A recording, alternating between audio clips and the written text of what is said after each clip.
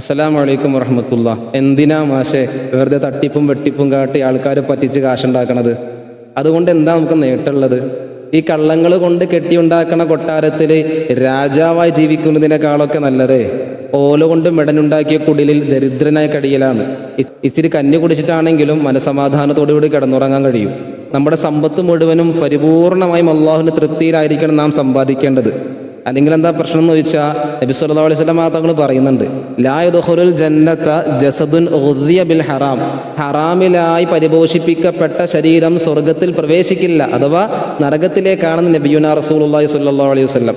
എൻ്റെ പ്രിയപ്പെട്ട സഹോദരന്മാരെ, ഉപ്പമാരെ, നാമാണ് കുടുംബം പോറ്റുന്നത്, നാമാണ് നമ്മുടെ കുടുംബത്തിനെ സംരക്ഷിക്കുന്നത്, താങ്ങും തണലുമാകുന്നത്.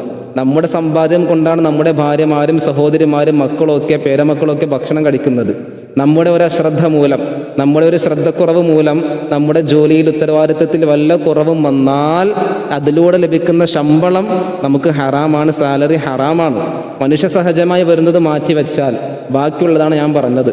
അതുകൊണ്ട് സഹോദരങ്ങളെ ശ്രദ്ധിക്കുക, ഒരു രൂപ പോലും നമ്മുടെ സമ്പാദ്യത്തിൽ ഹറാമായി കലരാൻ പാടില്ല. അല്ലാഹു സുബ്ഹാനഹു വ തആല ശ്രദ്ധിച്ചുകൊണ്ട് ജീവിക്കാൻ, മുത്തഖിയായി ജീവിക്കാനുള്ള തൗഫീഖ് റബ്ബ് പ്രദാനം ചെയ്യട്ടെ. അസ്സലാമു അലൈക്കും വറഹ്മത്തുള്ളാഹി വബറകാതുഹു.